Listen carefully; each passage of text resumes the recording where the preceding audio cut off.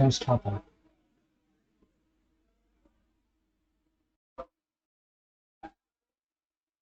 तो मोटरों के संस्थापन के लिए, मोटरों का संस्थापन पूर्व परीक्षण, तो इसमें परीक्षण में निम्न परीक्षण मान के चलो आपका, नेक्स्ट आगे यूनिट में पढ़ेंगे सभी को पर्टिकुलर। तो बेसिकली परीक्षण देखते हैं कहीं मोटर डैमेज तो नहीं है।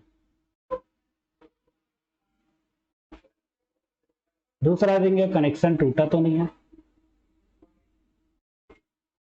तीसरा हम देख लेंगे कि कोई और डैमेज जिससे मोटर को रिप्लेस किया जा सकता है, कि उसका शाफ्ट में बैंड हो जाना, बेस नट बोल्ट का जो रहता है वो पीछे आउटर पार्ट को ही जनरल देखते हैं, जहाँ पे नट बोल्ट टाइट होना है, वो होल है वो कहीं टूट तो नहीं गया, क्रैक तो नहीं आ गया, ये सारी चीजें है ना, जिसको सिंपली लिख सकते हैं बॉडी क्रैकिंग।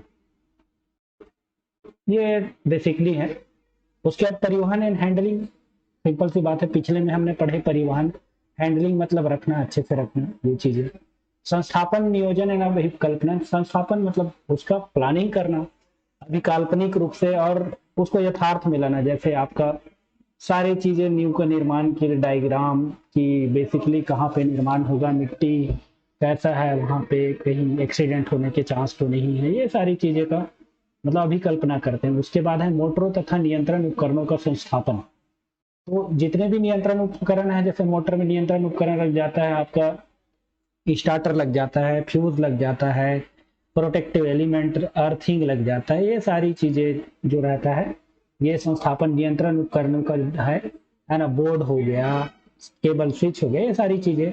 नींव का निर्माण, ये नींव का निर्माण कंक्रीट बोर्ड से उसमें आपका बेस लगाना, फाउंडेशन लगाना और स्क्रू लगाना, ये सारी चीजें। समतल एंड संरेखण, बराबर उसको समतल और अच्छे से हो ताकि वो मोटर की जो अलाइनमेंट है वो गड़बड़ाए ना।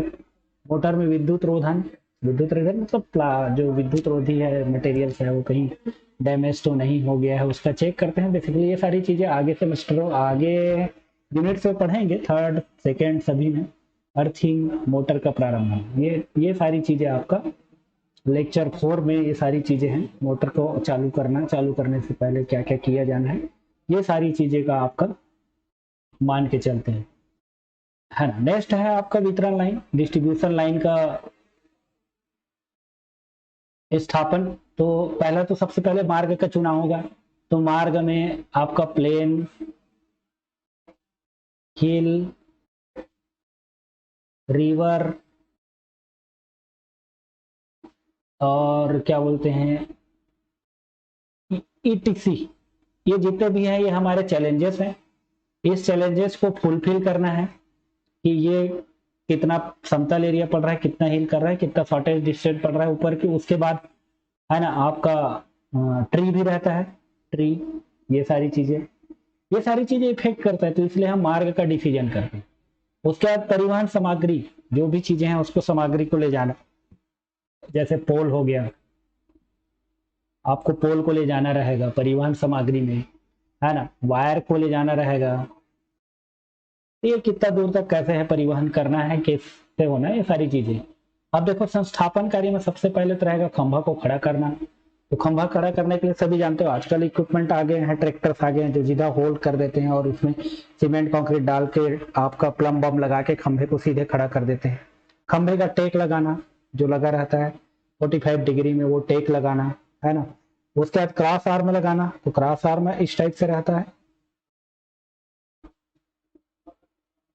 इस टाइप से क्रॉस आर्मर लगा रहता है ये, है ना। और ये बीच में लगा रहेगा एक तो यहाँ पे इंसुलेटिंग मटेरियल रहेगा, तीनों से जाएगा केबल, ये ठीक है। तो ये क्रॉस आर्म बोलते हैं। पिन लगाना, ये इंसुलेटर पिन, है ना। उसके बाद लाइन चालक की संस्थापन, अब हम चालक की संस्थापन कर देंगे, मतलब कंडक्टर लगा देंगे उस पिन में सभी खंभे में। उसके बाद लाइन चालकों को जोड़ना, सभी को जोड़ देंगे, ठीक है।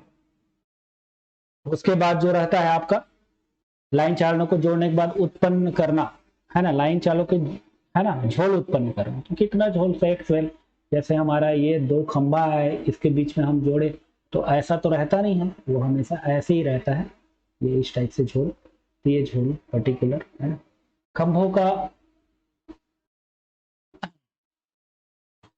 अर्थिंग लगाना तो सभी जानते हो, खंभों में अर्थिंग लगता है। वितरण लाइन का परीक्षण करेंगे तो केवल लाइन टू अर्थ फॉल्ट ये परीक्षण करते हैं। इस परीक्षण को यदि पास कर लिया तो उसको अपन सिंपल सी बात है आपका मान लिया जाता है कि ये आपका पर्टिकुलर